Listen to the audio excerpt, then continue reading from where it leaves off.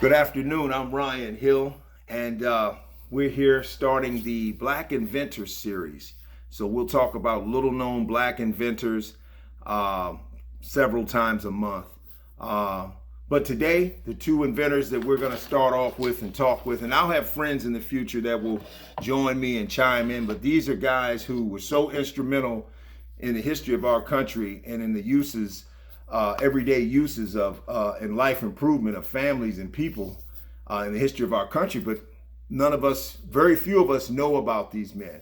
So the two first men I'm going to talk about today, Black inventors, are Jan Matzelinger and Richard Spikes. Jan Matzelinger invented the shoe lasting machine. He was born in 1852, died in 1889. He came out of Dutch Guiana, that's South America, near Panama. His mother was a slave on the plantation that his father owned. Father owned a couple of ships.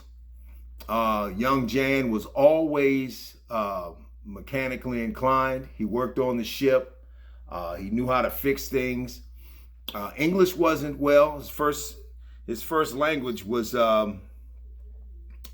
Dutch Guinea or Guyana, but he learned English after coming to America, and then by 1877 coming to Philadelphia. Dutch was his native tongue, excuse me. In 1877 he spoke adequate English and came to Philadelphia, and he developed an interest in shoes. He worked in a shoe industry, a shoe factory. He left Philly and came to Lynn, Massachusetts, worked in a shoe factory, and he started to develop an interest in shoes. Of course, we all need shoes. Every single person, we know that. But the process of making shoes, he was the worker. He was a shoe laster. He was the guy who, the last was the mold. It was the wood mold or the stone mold that you would put your foot in to shape your foot to for the size and fitting of it. But the real key or the real detriment that kept shoes from being accessible to the masses was the difficult part was joining the sole to the upper part of the shoe. It would take a cobbler, a shoe master. It would take him hours to make one pair of shoes because you had to literally stitch, cut, hammer, or tack. But when Matzelinger, who was working in the factory, said, "Hey, we've got to find a way to get these shoes out to the masses, and how can we get the heel connected to the upper part of the shoe easier and quicker and faster, and get more shoes out for families?" So he invented the shoe lasting machine, and of course this was able to join the bottom part of the shoe to the top part of the shoe.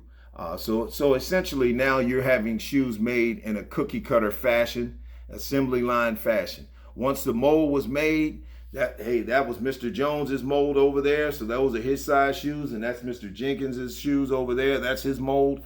But this machine now, where it would take a regular cobbler to make could probably produce 50 pairs in a day, Matzelinger's machine could produce between 150 pairs to 700 pairs of shoes a day. 1883 was when this shoe lasting machine, got online. So some of the patents that Matzelinger had, of course, were automatic method for the lasting shoe. That's the shoe lasting machine, 1883. The nailing machine, which nailed the bottom sole to the upper sole, that was 1890. Tack separating and distributed mechanism. These are the tacks in the shoes and distributing tacks where they needed to be to join that bottom sole to the upper part of the shoe. And then, of course, a lasting machine. And then a mechanism for distributing tacks and nails, too, that came out of the machine. So the machine actually dispersed nails and stuff at different points into the shoe. Matzelinger is so instrumental because we all know we all wear shoes. You look at Jordans today, you look at LeBron's, anything. The early shoe companies, Stride Right, Clark's, he is responsible for this because he made shoes accessible for the masses. You know, before that, only the rich had multiple shoes. I remember a lot of my relatives and great-grandfathers stating, I was lucky enough to know him for a while before he passed. I was old enough when he passed to know him for a while. And I remember how he would say he had 1 or 2 pairs of shoes initially for years. So that same pair of shoes that he worked in all week cutting pulpwood, he would shine them up on Sunday morning to go to church. But guys like Matzelinger made shoes more accessible, affordable for families. So he's responsible single-handedly for the shoe industry. He died of tuberculosis before he could really see his shoe-lasting machine invention come to fruition. He starved himself, worked tirelessly after he got off from working in the factory all day to work on his invention. So imagine going to work all day, and then when you get off work at night, you're working on the invention for years. So he was always tired, very little sleep, didn't eat much. His health had waned and his health was poor. He died at age 36. So this is a man who worked himself to the bone, worked himself to death, and wasn't able to see his shoe-lasting machine, wasn't able to enjoy and see it help the masses at its height. But he was so instrumental, and he's starting to get more recognition today. He does have a 29-cent stamp that was issued back in 1991, and it was designed by Barbara Higgins Bond. So he's part of the Black Heritage Stamp Series.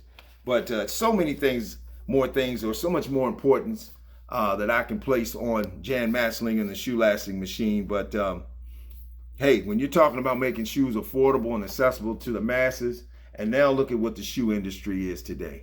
Like I said, the Jordans, the LeBrons, Imelda Marcos, remember how many shoes she used to have.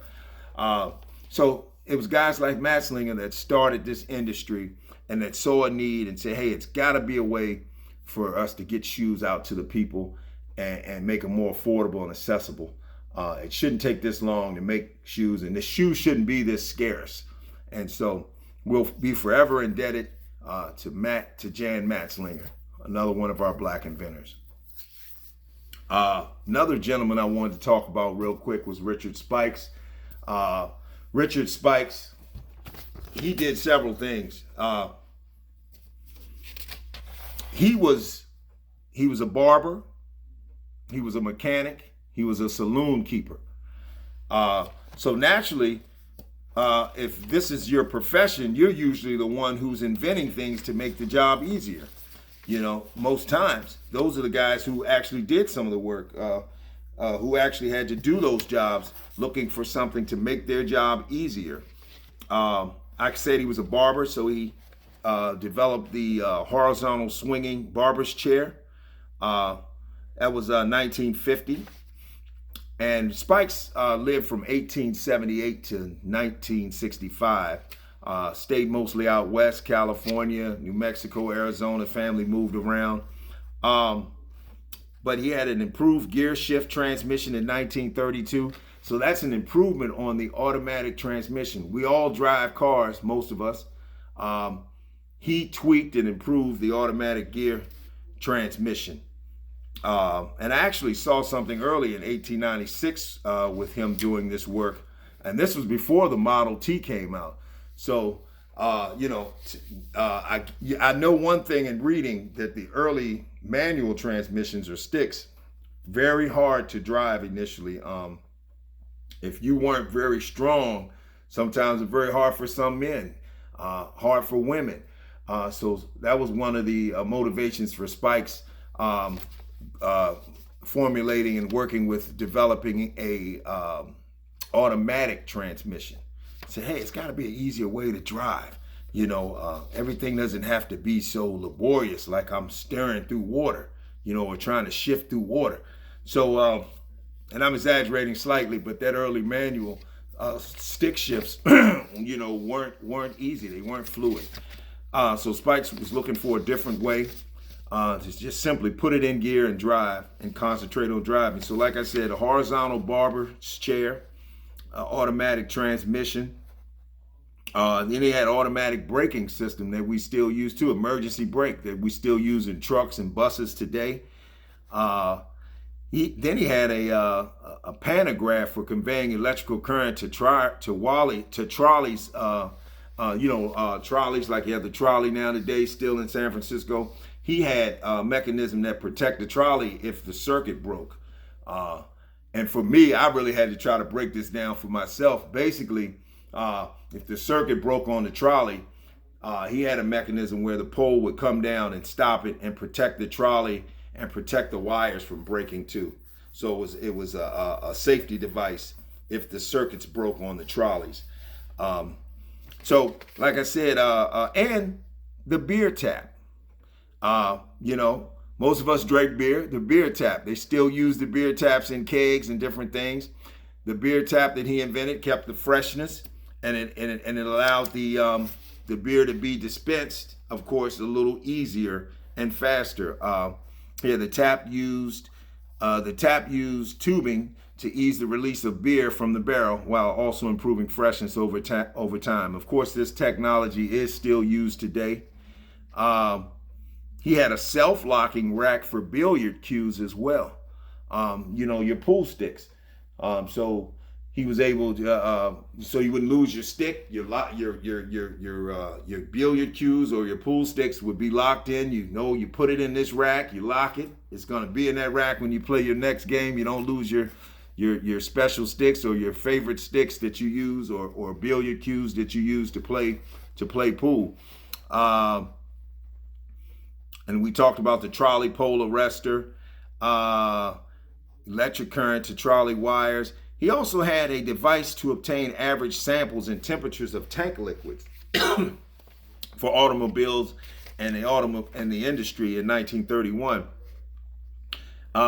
So he had a device to obtain average samples and temperatures of tank liquids, so he could find out how warm a cleaning solution was, or oil, or petroleum, gas, whatever it was. He could.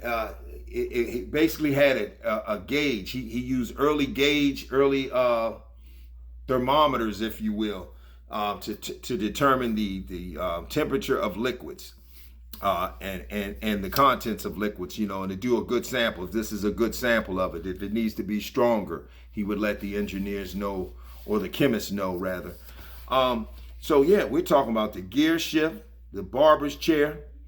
Swiveling it around so he wouldn't have to walk around to this other side of the person's head to cut it. Beer tap, pantograph for conveying electrical current to trolley wires, in 1923. A combination milk bottle opener and cover. Things we could use and still use today, including that electric, that automatic brake. That electric emergency brake that we use still with cars, buses, still in use today. So Richard Spikes, automatic transmission. He said, hey, I want to make things easier, start up the car, put it in gear, be able to drive, enjoy the driving and concentrate on the road and not fight with the early arduous efforts that you had to exhibit to change gears, with the early manual or stick shifts. So remember Richard Spikes when you turn on your car and you put it in gear, your automatic transmission. So again, Richard Spikes, barber, mechanic, saloon keeper, and billiard cue secure. Remember Richard Spikes and of course Jan Matzelinger. These are two gentlemen that make our lives easier to this very day as we speak. And we'll talk about more black inventors in our next series, but there's so many. And usually a lot of black inventors Patents were stolen. They weren't given the credit that they deserved. Families weren't compensated. Things were stolen from them. They labored so long to bring convenience to the world, but their families weren't taken care of. They were shortchanged. Patents, like I said, often stolen. So we just want to bring these gentlemen to light and to give them the recognition that they deserve. And we'll be talking about 2 more black inventors in our next series. And again, don't forget Richard Spikes and Jan Matzelinger. I'll see you next time. Thank you.